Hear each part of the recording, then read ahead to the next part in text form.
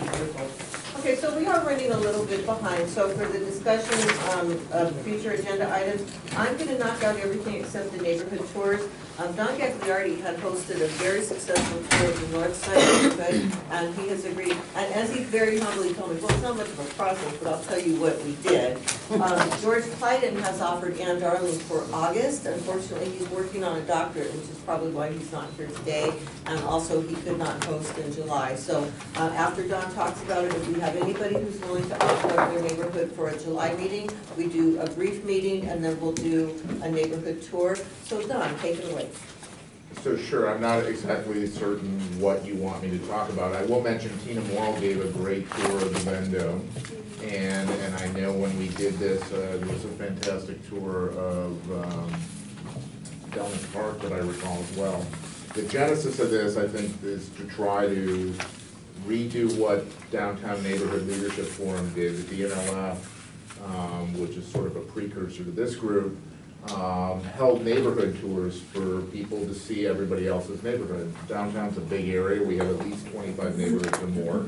And typically you're not really aware of what somebody else's neighborhood might be. Maybe you drive through it regularly, but unless you walk it, you really don't have a good appreciation for it.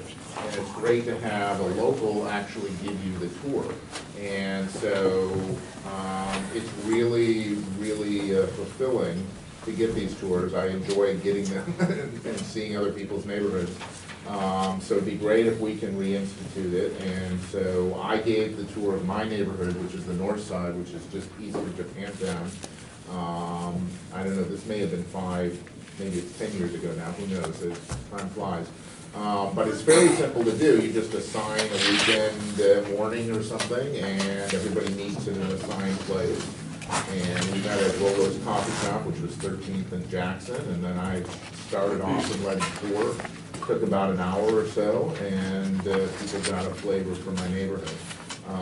And that's something that ideally we can replicate in various neighborhoods, do one a month, for example, if people are interested, on a Saturday or Sunday morning.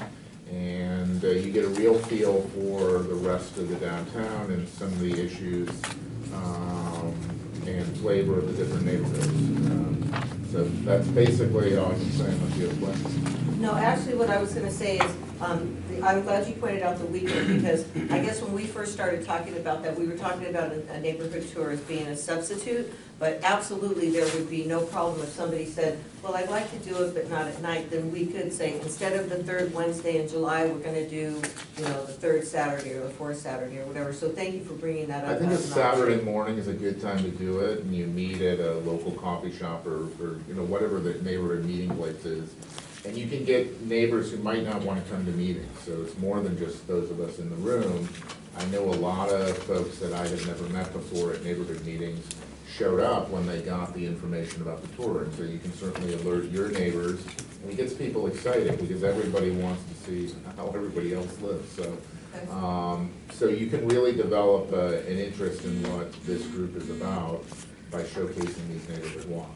Okay, so what we'll do is then we'll maybe start an email dialogue with some of this information. As we all know, City Hall pretty much shuts down in July anyway, so an evening meeting in the middle of July might not be the best option for this group anyway. So we'll start a conversation via email, and we'll see how we can get it going. But definitely for sure, we have Ann Darling for August. It was suggested that we concentrate on July, August, and September, mainly because of the good weather and unfortunately the lack of rain that generally happens during those months. But that's what we're looking at right now, and we're gonna see what happens. We'll be looking for volunteers for a July tour.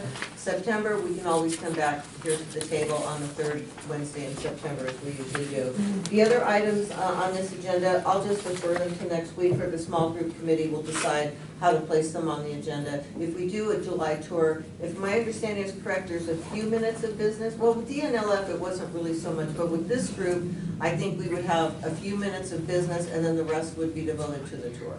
So that might be the format that we're going to look at. Bob? Well, if the tour is going to be on a weekend, I would actually prefer to keep this meeting going, because my concern is if we start skipping Wednesdays, 3rd Wednesdays, is we'll end up with the equivalent to what happened to the NAC, is all of a sudden it's not meeting anymore. Yeah, well, Because people use it on their calendar. Yeah, my concern is that, and I can talk to, you know, Lydia on her own staff, but, you know, my concern is that if you want them to staff the meeting, you could be messing them up in July. And that's, but again, it's something to be considered.